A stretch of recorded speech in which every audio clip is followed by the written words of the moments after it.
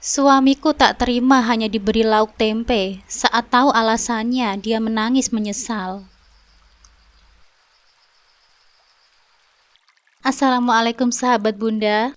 Semoga Allah selalu memberikan kesehatan dan kebahagiaan untuk kita semua. Buat sahabat Bunda yang sudah subscribe, semoga rezekinya dilancarkan ya. Amin ya Rabbal Alamin.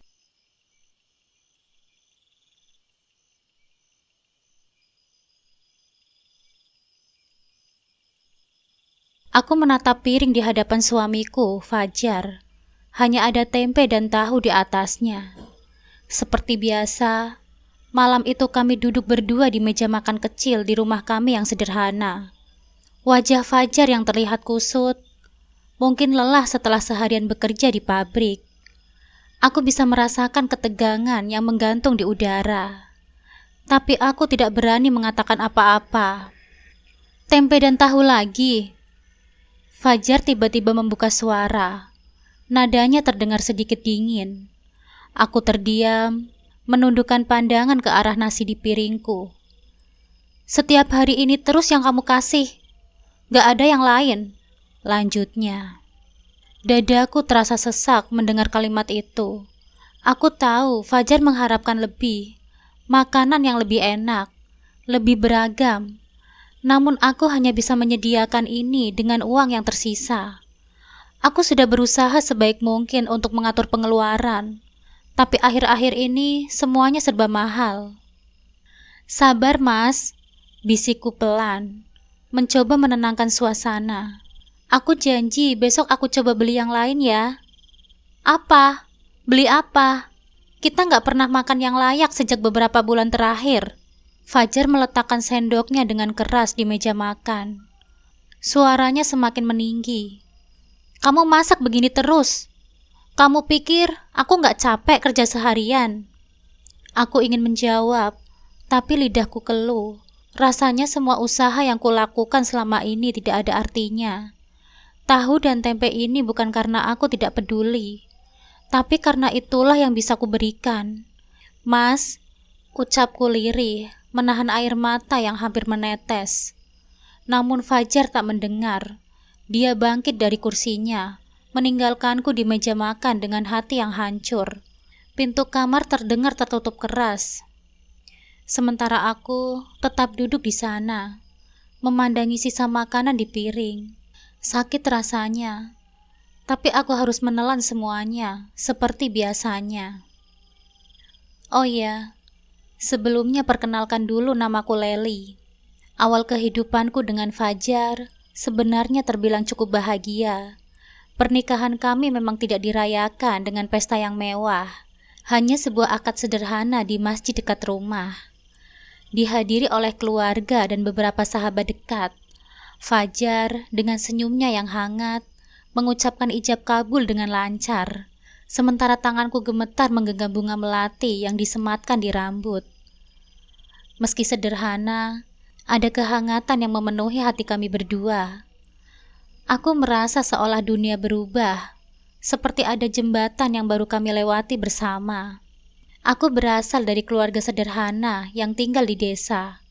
Ayahku seorang tukang jahit, dan ibuku buruh cuci pakaian. Kami bukan keluarga yang kaya, tapi aku selalu merasa cukup. Orang tuaku mengajarkan untuk menghargai apa yang kita miliki dan kerja keras untuk masa depan. Meskipun hidup kami penuh dengan keterbatasan, cinta dan dukungan dari keluarga membuat segalanya terasa lebih ringan. Aku tumbuh dengan memegang teguh nilai-nilai kesederhanaan dan kerendahan hati. Aku membentuk diriku menjadi pribadi yang mandiri. Di sisi lain, Fajar juga berasal dari keluarga yang sederhana, tapi ada perbedaan mendasar dalam latar belakang kami. Ayah Fajar seorang buruh pabrik yang sudah pensiun, sementara ibunya hanya seorang ibu rumah tangga yang jarang sekali keluar rumah. Hidup keluarga Fajar penuh dengan keterbatasan ekonomi, terlebih sejak ayahnya pensiun dan penghasilan keluarga berkurang drastis. Fajar selalu bercerita tentang bagaimana sulitnya hidup di masa kecil, terutama ketika harus berbagi makanan dengan saudara-saudaranya. Meski demikian, dia tidak pernah mengeluh. Dia berusaha keras menempuh pendidikan meskipun tidak sampai kuliah karena keterbatasan biaya. Setelah lulus SMA, dia langsung bekerja di pabrik otomotif. Kehidupan Fajar mengajarkan dia untuk menjadi teguh dan pantang menyerah. Dia tahu betapa kerasnya dunia, tetapi dia selalu tersenyum dan berkata, "Selama aku masih bisa bekerja, selama itulah aku akan terus berjuang." Keteguhan hati Fajar itulah yang membuatku jatuh cinta. Aku tahu bahwa kami berdua tidak berasal dari keluarga yang kaya. Tapi di mata Fajar, aku melihat sosok pria yang bertanggung jawab dan penuh cinta, yang siap melangkah bersamaku meski jalan yang akan kami tempuh penuh dengan tantangan. Setelah akad nikah, kami pulang ke rumah kecil yang sudah disiapkan. Rumah itu milik orang tua Fajar. Rumah sederhana dengan 2 kamar, dapur kecil, dan halaman belakang yang penuh dengan tanaman sayuran yang ditanam oleh ibu mertuaku. Di rumah itulah, aku dan Fajar akan memulai kehidupan baru kami. Meski sederhana, rumah ini terasa penuh dengan cinta. Kami tidak punya banyak harta, tapi kami punya satu sama lain, dan itu sudah lebih dari cukup. Ketika malam pertama awal kehidupanku menjadi istri Fajar tiba, aku dan Fajar duduk di ruang tamu, menikmati teh hangat yang sudah disiapkan oleh ibu mertua sebelum kami pulang. Kami duduk diam untuk beberapa saat, menikmati keheningan malam dan merasakan bahwa inilah awal dari kehidupan baru kami sebagai suami istri. Kita memang gak punya banyak, tapi aku janji, aku akan selalu berusaha untuk membuatmu bahagia, ucap Fajar dengan suara lembut. Aku menatapnya, tersenyum dan menggenggam tangannya. Aku gak butuh banyak, Mas. Selama kita saling mendukung, kita pasti bisa melalui semuanya. Di tengah keheningan malam itu, aku merasakan ketenangan luar biasa. Meskipun kami tahu bahwa kehidupan setelah menikah tidak akan mudah, ada perasaan bahwa kami bisa menghadapi apapun yang akan datang. Kami mungkin berasal dari keluarga yang tidak kaya secara materi, tetapi kami kaya dalam hal cinta dan harapan. Kehidupan awal pernikahan kami berjalan dengan lancar, meskipun penuh dengan kesederhanaan. Setiap pagi, aku menyiapkan sarapan untuk Fajar sebelum dia berangkat bekerja di pabrik. Setelah itu, aku membersihkan rumah dan kadang membantu ibu mertua di kebun kecil belakang rumah ibu mertua untuk mengisi kekosongan daripada hanya berdiam diri di rumah saja. Di sela-sela kesepianku itu, aku mencoba mencari pekerjaan sampingan, meskipun belum menemukan yang cocok. Namun beberapa bulan setelah pernikahan, aku mulai merasa ada yang tidak beres dengan tubuhku. Aku sering merasa lemas, kepala sering pusing, dan ada nyeri yang aneh di sekitar perutku. Awalnya, aku berpikir itu hanya karena kelelahan biasa, atau mungkin akibat terlalu sibuk menata rumah dan menyesuaikan diri dengan kehidupan baru. Aku mencoba mengabaikan rasa sakit itu, berpikir bahwa aku hanya perlu istirahat yang cukup. Suatu hari, rasa sakit itu menjadi tak tertahankan. Saat Fajar sedang bekerja, aku memutuskan untuk pergi ke puskesmas dekat rumah untuk memeriksakan diriku. Dokter di sana melakukan pemeriksaan sederhana dan memberikan obat, sambil menyarankan untuk melakukan pemeriksaan lebih lanjut di rumah sakit jika rasa sakit itu tak kunjung hilang. Aku tidak terlalu menghiraukannya dan berharap rasa sakit ini hanya sementara. Namun seiring berjalannya waktu, rasa sakit itu semakin parah. Kadang-kadang sampai membuatku sulit berdiri lama. Suatu pagi, ketika aku sedang menyiapkan sarapan untuk Fajar, tiba-tiba tubuhku terasa sangat lemas, hingga piring yang aku pegang terjatuh dan pecah. Fajar langsung berlari menghampiriku. "Kenapa sayang? Kamu baik-baik saja kan?" tanya Fajar dengan nada khawatir. Aku mencoba tersenyum dan menenangkan dirinya. "Gak apa-apa, Mas. Mungkin cuma kecapean saja." Meskipun aku terus berusaha menyembunyikan rasa sakit dari Fajar, hatiku tahu bahwa ada sesuatu yang tidak beres dengan tubuhku. Akhirnya, aku memberanikan diri untuk pergi ke rumah sakit sendirian, tanpa memberitahukan Fajar. Setelah serangkaian pemeriksaan dan tes, dokter memberikan kabar yang mengguncangkan duniaku. Kami menemukan benjolan di perut Anda, ujar dokter dengan nada hati-hati. Kami mencurigai ini adalah tumor yang harus segera diangkat. Untuk memastikannya, kami perlu melakukan biopsi lebih lanjut. Jika benar, operasi harus segera dilakukan, dan biayanya mungkin cukup besar. Dunia rasanya berputar. Kanker, kata itu bergema di kepalaku, dan aku merasa seperti tersesat di dalam mimpi buruk yang tak berujung. Aku berusaha tetap tenang di depan dokter, tetapi di dalam hatiku, aku hancur berkeping-keping. Biaya operasi yang disebutkan dokter jauh melebihi tabungan kami. Aku tahu bahwa Fajar pasti akan terkejut dan khawatir jika mengetahui ini, dan aku tidak ingin menambah bebannya. Setelah keluar dari rumah sakit, aku duduk di bangku sambil memandangi langit sore yang mulai memudar. Air mata mengalir tanpa henti. Aku tidak tahu harus bagaimana, tapi satu hal yang pasti, aku harus menyembunyikan ini dari Fajar. Aku tidak ingin dia panik atau merasa terbebani dengan biaya operasi yang besar. Selama aku bisa bertahan, aku akan mencoba mencari jalan keluar sendiri. Malam itu, aku pulang dengan senyuman, seolah-olah tidak ada yang terjadi. Aku berusaha menjalani hari-hariku seperti biasa, menyembunyikan rasa sakit di balik senyuman dan rutinitas harian. Setiap kali Fajar bertanya bagaimana perasaanku, aku selalu menjawab, "Aku baik-baik saja, Mas." Namun setiap malam, ketika Fajar sudah tidur, aku menangis dalam diam, menahan nyeri yang semakin hari semakin parah.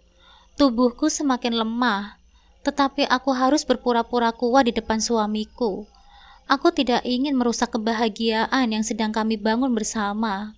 Tapi di dalam hatiku, aku tahu bahwa waktuku semakin terbatas. Aku hanya berharap bisa menemukan cara untuk menyelamatkan diri tanpa melibatkan Fajar dalam masalah ini.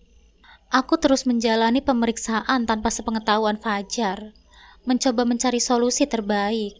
Namun biaya yang dibutuhkan untuk operasi dan perawatan sangat besar, jauh di luar kemampuan kami. Setiap kali memikirkan itu, dadaku terasa sesak. Aku ingin memberitahu Fajar, tapi aku tidak bisa. Aku tidak mau melihat kekhawatiran di wajahnya, dan aku tidak ingin membuatnya merasa bersalah karena tidak bisa membantu. Hari-hari berlalu, dan rasa sakit itu semakin menjadi. Aku tahu, cepat atau lambat, aku harus menghadapi kenyataan ini. Tapi untuk sekarang, aku masih memilih untuk menyembunyikannya. Aku berusaha mencari cara untuk mendapatkan uang tambahan, mulai menjual barang-barang kecil yang kumiliki, namun jumlahnya tetap tidak cukup. Di dalam diriku, perang batin berkecamuk. Apakah aku harus jujur kepada Fajar? Atau aku harus terus menyimpan rahasia ini? Mencoba melindunginya dari rasa sakit dan beban yang akan ia pikul jika tahu kenyataannya. Hari-hari berlalu dengan cepat, namun bagiku waktu terasa berjalan sangat lambat. Setiap pagi aku masih tersenyum ketika mengantar Fajar pergi bekerja. Meskipun dalam hatiku ada kegelisahan yang terus berkembang, aku menyembunyikan semuanya. Aku tidak ingin Fajar tahu betapa berat sebenarnya beban yang aku rasakan. Belakangan ini, tubuhku justru sering terasa lemas, pusing menyerang tanpa peringatan, dan di pagi hari, kepalaku terasa berat seperti ditimpa beban. Tapi aku selalu mencoba meyakinkan diriku sendiri bahwa penyakit ini pasti akan sembuh. Toh kami tidak punya uang lebih untuk operasi, dan aku tidak ingin merepotkan Fajar yang sudah bekerja keras. Setiap malam, saat Fajar pulang dengan wajah yang lelah, aku berusaha menyambutnya dengan senyuman dan makanan di meja. Meskipun hanya tempe dan tahu, aku berharap itu cukup baginya. Namun aku tahu di dalam hatiku, Fajar mungkin kecewa. Dia menginginkan sesuatu yang lebih, sesuatu yang tidak bisa aku berikan. Pagi itu, aku terbangun lebih awal dari biasanya. Tubuhku masih terasa lemas dan kepalaku terasa berputar. Tapi seperti biasa, aku bangkit dengan pelan, berusaha agar Fajar tidak terbangun. Dia masih terlelap, Wajahnya tenang di balik selimut. Aku menatapnya sejenak, berusaha menyimpan sedikit kekuatan dari sosoknya yang terlihat damai dalam tidurnya. Aku berjalan menuju dapur dengan langkah yang semakin lambat. Rasa nyeri di dadaku kembali hadir, namun aku sudah terbiasa. Aku mengambil wajan dan mulai menyiapkan sarapan, meskipun nafasku semakin tersengal-sengal. Saat aku memotong tempe, tanganku gemetar. Keringat dingin mulai mengalir di pelipisku. Pandanganku berputar. Aku ingin berhenti, namun aku tahu Fajar harus makan sesuatu sebelum berangkat bekerja. Suaranya terdengar dari belakang, memecah keheningan dapur yang hanya diisi oleh sunyi potongan sayuran. "Kamu masak apa pagi ini?" tanyanya sambil menguap. "Tahu tempe lagi?" Aku berusaha tersenyum meski rasanya sulit. "Iya mas, maaf ya, belum bisa belanja lebih. Nanti aku usahakan ya." Fajar menatapku sejenak. Matanya menelusuri tubuhku dengan tatapan khawatir yang ia coba sembunyikan. "Kamu kelihatan lelah, apa enggak apa-apa?" "Enggak apa-apa mas, cuma capek sedikit, nanti juga hilang." Dia terdiam, mungkin tidak ingin memaksaku berbicara lebih. Fajar hanya duduk di kursi dapur sambil menungguku menyelesaikan masakan. Saat aku berusaha memasukkan tahu ke dalam minyak panas, pandanganku semakin kabur. Tiba-tiba semuanya terasa seperti melayang. Aku ingin berkata sesuatu, tapi suaraku hilang. Tubuhku kehilangan keseimbangan, dan semuanya berubah gelap. "Aku harus kuat," gumamku pelan. Fajar nggak boleh tahu. Belakangan ini, rasa lemasku semakin sering muncul. Tetapi setiap kali aku merasa ingin menyerah, aku selalu ingat wajah lelah Fajar yang bekerja keras untuk kami. Dia keluar rumah sebelum matahari terbit dan baru kembali ketika malam sudah tiba. Meskipun tubuhku semakin lemah, aku tidak ingin membuat Fajar khawatir. Namun Fajar mulai memperhatikan. Setiap kali ia menatapku, aku tahu dia merasakan sesuatu yang tidak beres. Meski begitu, aku terus menutupi semuanya dengan senyuman, meyakinkannya bahwa aku baik-baik saja. Suatu malam, saat aku membersihkan dapur, tubuhku tiba-tiba terasa berat. Batuk pelan keluar dari tenggorokanku, dan tanpa sadar, aku memegangi perutku yang terasa nyeri. Tiba-tiba Fajar mendekat. Wajahnya terlihat khawatir. "Kamu nggak apa-apa?" tanyanya, duduk di sampingku. Aku terkejut, namun segera berusaha tersenyum. "Ini cuma batuk biasa, Mas," jawabku. Meski sebenarnya ada rasa sakit yang menusuk di tenggorokanku. Aku tidak ingin Fajar khawatir. Fajar menatapku dengan cemas. "Kamu kelihatan lelah. Belakangan ini kamu sering sakit. Apa kamu perlu periksa ke dokter?" "Aku nggak apa-apa kok, Mas. Aku cuma butuh istirahat saja. Kamu nggak perlu khawatir." Meski aku berusaha menenangkannya, Fajar tampaknya belum sepenuhnya yakin. Namun seperti biasa, aku tahu bagaimana menenangkannya, membuatnya merasa percaya bahwa semuanya baik-baik saja. Meskipun di dalam hatiku aku tahu ada yang salah dengan tubuhku. Malam itu, setelah semuanya selesai, aku berbaring di samping Fajar. Tubuhku terasa sangat lelah, dan dadaku terasa sesak. Setiap tarikan nafas terasa berat, tapi aku tetap menahan semuanya. Fajar tidak boleh tahu. Dengan hati-hati, aku menghapus air mata yang mulai mengalir dari sudut mataku. "Aku harus kuat," bisikku pada diriku sendiri. "Ini cuma sakit biasa." Namun di dalam hatiku, aku tahu ada sesuatu yang lebih dari sekedar kelelahan. Aku takut, bukan hanya takut pada rasa sakit yang semakin sering datang, tapi juga takut akan apa yang mungkin terjadi. Tapi aku tidak boleh menyerah. Aku harus kuat untuk Fajar. Aku terbangun di kamar, kepala terasa berat dan penglihatanku semakin buram. Fajar ada di sampingku, duduk di pinggir tempat tidur sambil memegangi tanganku. Wajahnya terlihat tenang, sesuatu yang jarang kulihat. "Aku bawa kamu ke dokter besok pagi ya," katanya pelan tapi serius. "Kenapa kamu gak bilang kalau kamu sering sakit?" Aku terdiam. Kata-katanya seperti palu yang menghantam dadaku. Aku selalu mencoba menyembunyikan semuanya, berusaha keras untuk terlihat kuat, tapi pada akhirnya aku tak bisa lagi. Dengan nafas yang tersengal-sengal, aku mencoba menjawab, meski air mata sudah mulai mengalir di pipiku. Aku gak mau bikin kamu khawatir, Mas. Aku cuma mau kamu bisa fokus bekerja tanpa harus memikirkan aku. Aku tahu kamu sudah berjuang keras untuk kita. Fajar menarik nafas panjang, lalu menundukkan wajahnya. Kamu pikir aku gak lihat? Aku tahu kamu sakit, tapi aku terus berharap kamu akan bilang sendiri. Aku mungkin sering marah karena makanannya itu-itu saja, tapi yang lebih penting buat aku adalah kamu sehat. Dadaku semakin sesak mendengar kata-katanya. Selama ini aku berpikir bahwa aku harus menutupi rasa sakitku agar Fajar tidak terbebani. Tapi ternyata aku salah. Rasa sakitku bukan hanya milikku, tapi juga miliknya. Waktu terus berjalan, dan rasa sakit di tubuhku semakin tak tertahankan. Suatu sore, aku tengah merapikan lemari di kamar tidur saat Fajar pulang kerja lebih awal dari biasanya. Dia masuk ke kamar tanpa suara, dan tanpa sengaja melihat setumpuk dokumen yang aku coba sembunyikan di laci. Hasil pemeriksaan medis yang baru saja aku dapatkan.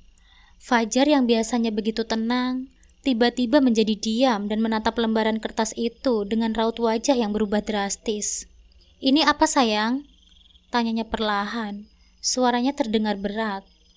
Aku membeku, tubuhku gemetar, dan aku tidak tahu harus berkata apa. Aku tahu inilah saat yang selama ini aku takutkan. Fajar menatapku dengan mata yang mulai berkaca-kaca, ekspresi yang sangat jarang kulihat darinya. Suamiku yang biasanya tegar, tapi kali ini dia terlihat begitu rentan. "Apa yang sebenarnya terjadi?" desaknya. Meski suaranya tetap lembut, aku tidak bisa lagi mengelak. Dengan tangan gemetar, aku mengambil kertas itu dari tangannya dan membacanya sekali lagi. Tulisan dokter yang mengonfirmasikan bahwa aku menderita kanker dan harus segera dioperasi. Aku menunjukkan kertas itu pada Fajar, menyerahkan kebenaran yang selama ini kusimpan rapat-rapat. Dia membaca dokumen itu perlahan. Setiap kata seakan menghancurkan hatinya sedikit demi sedikit. Ketika dia selesai, dia menatapku dengan sorot mata yang campur aduk, antara bingung, marah dan sedih.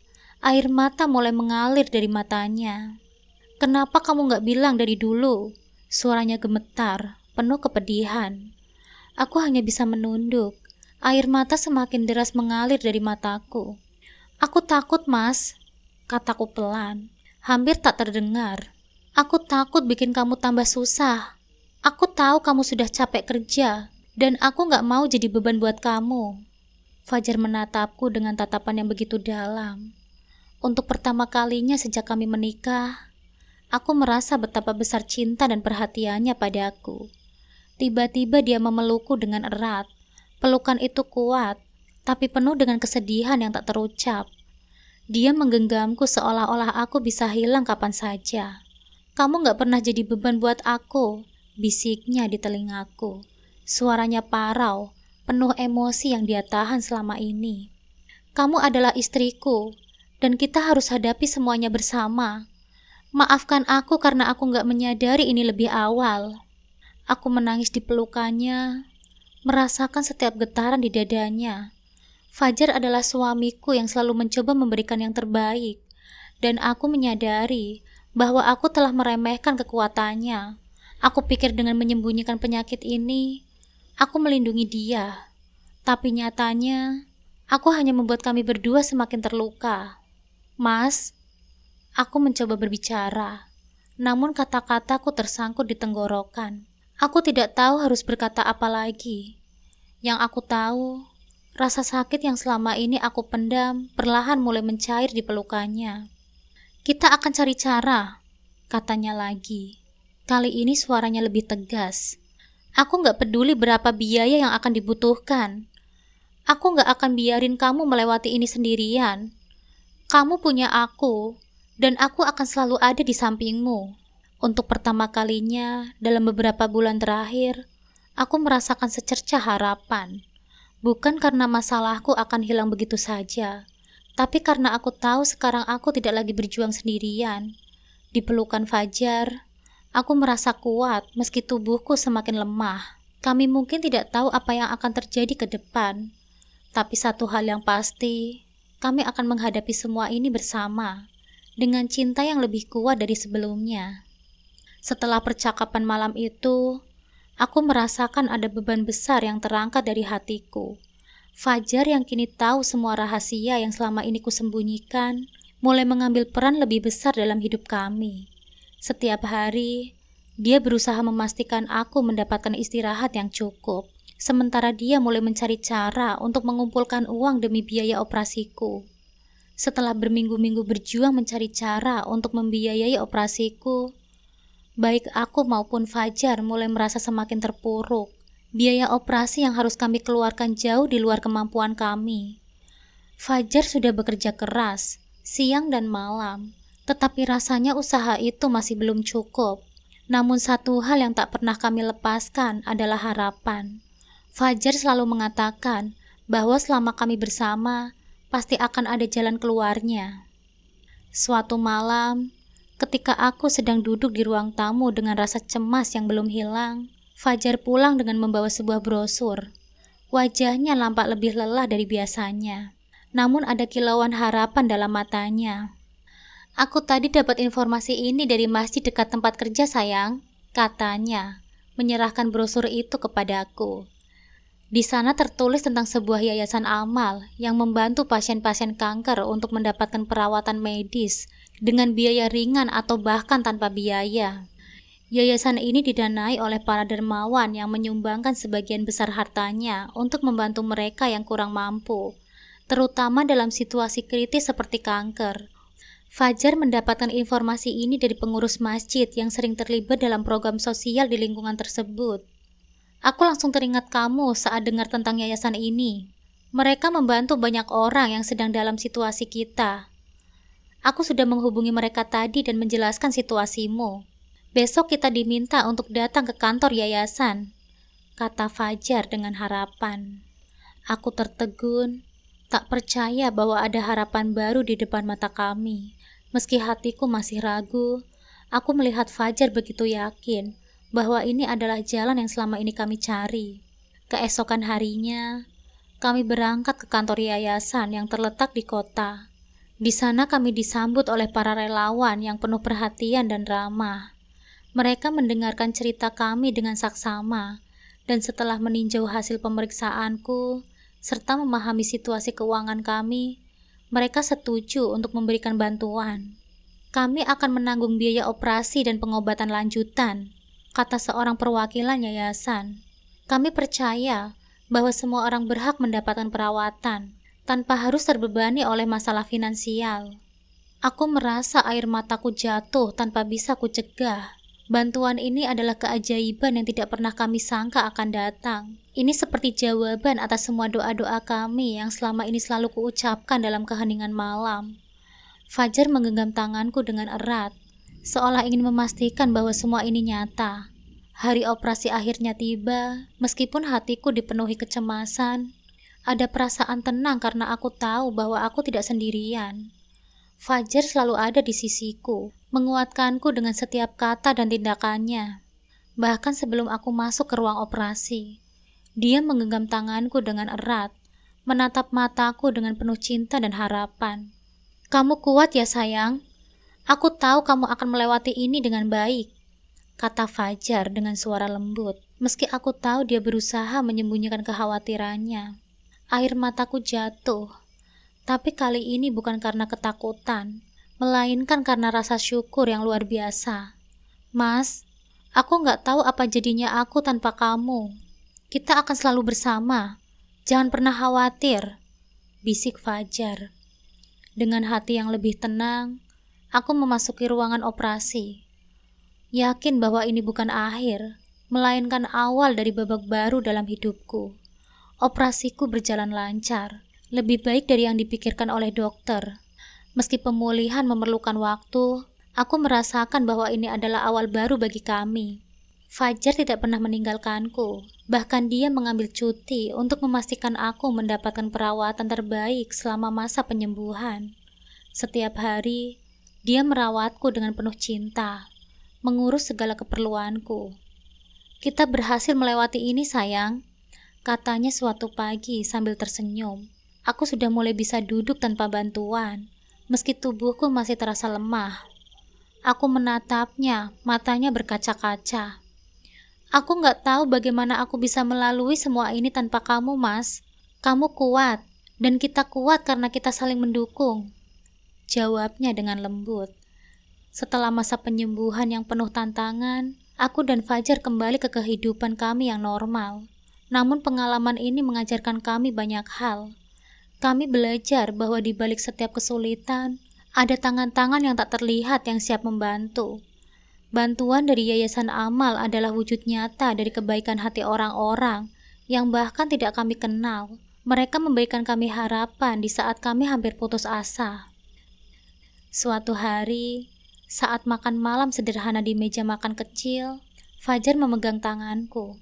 Maaf, karena dulu aku gak mengerti betapa berat beban yang kamu pikul, katanya dengan suara yang berat. Matanya terlihat berkaca-kaca. Hanya karena tahu dan tempe, aku sering memarahi kamu. Aku tersenyum tipis, meski air mata mulai menggenang di pelupuk mataku. Kita sama-sama belajar, Mas.